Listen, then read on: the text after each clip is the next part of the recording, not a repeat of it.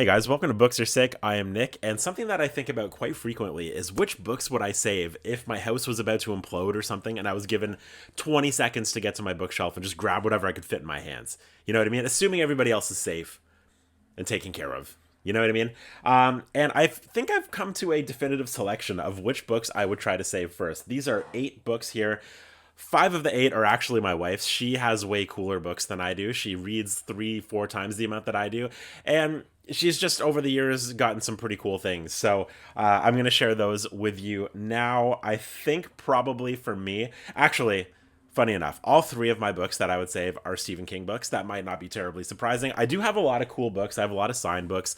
I love signed books. Total idiot for signed books. Just love it. There's something about like the author having touched the page, you know, it's just kind of like, oh, that's really nice. However, I would actually only one of my books that I would save is signed. The other 2 are not signed, but these are just like the 3 most important, kind of coolest ones that I think I have in my collection. And yeah, so I guess I don't know. We'll start with there. We'll start from there. I'm gonna go. We're gonna do mine first because again, I think my wife's are kind of a lot cooler. At least that's what she tells me. So the first one I'm going to go with here is this Viking release of The Wastelands. This is a special release. It's got Charlie the Choo Choo on the cover there, and it's just surprise. I actually found this thrifting. Found it for $3. It's worth $100 or $2, and had no idea at the time. I had a feeling that it might have been something special because it had this protective cover on it, but it's just a really cool edition of one of my favorite books. And so if given the opportunity, that is absolutely one that I would save.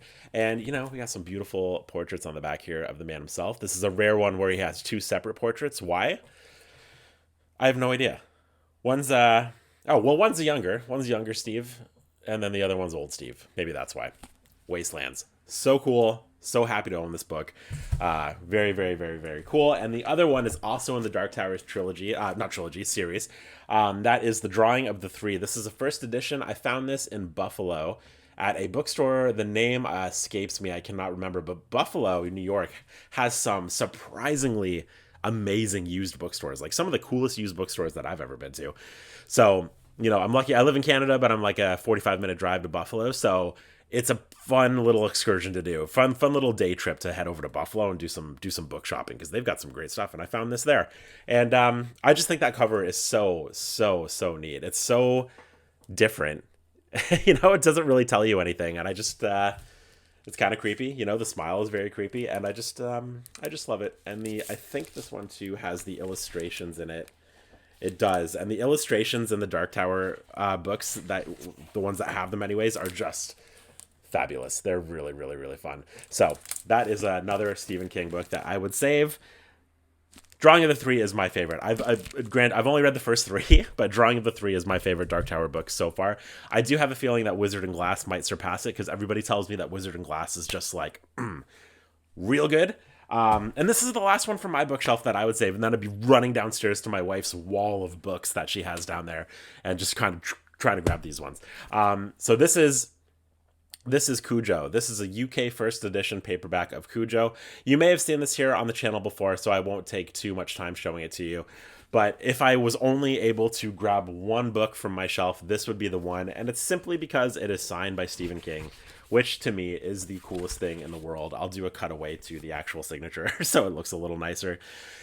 Now, this may seem silly because this is the one book I would save if I could only be given one, and I still haven't read Cujo. I'm going to be reading it this month, and I'm excited to finally do that. But again, just having a signature from my favorite author of all time, you know, kind of a rare signature to get to. He's not the easiest sign, you know what I mean? He doesn't sign so much anymore, and the books that he has signed go for ridiculous money, honestly. Absolutely ridiculous money. This is by far the most valuable book that I have, so that would be another reason for saving it for sure.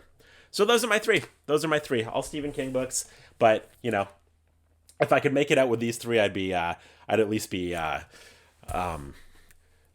moderately less devastated. You know what I mean? Okay, so let's go into my wife's books here. The first one right off the bat is another one that you may have seen on this channel before. This is a Jane Austen Pride and Prejudice edition, and this one just feels so luxurious. It really, really does. And the pages just feel nicer. Everything about this is an Easton Press from 1996.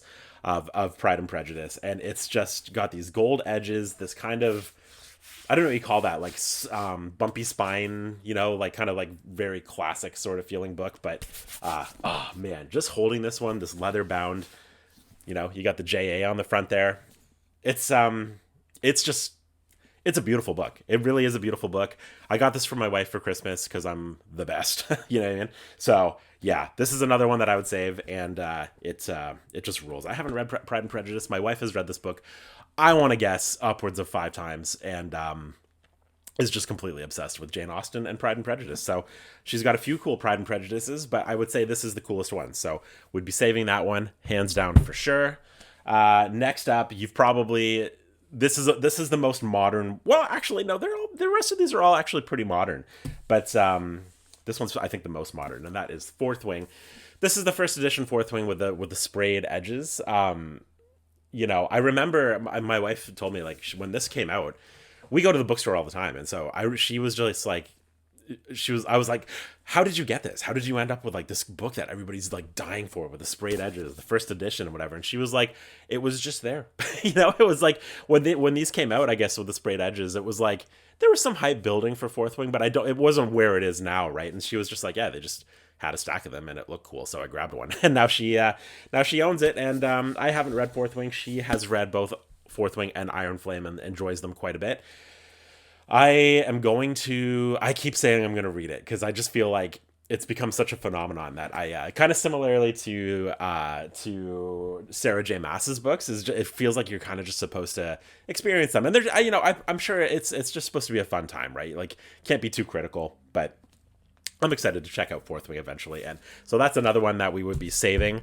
And this next one, I asked my wife, I was like, what are the craziest books that you have? Like, which ones would you be saving? And she gave this one to me. I don't know what this is.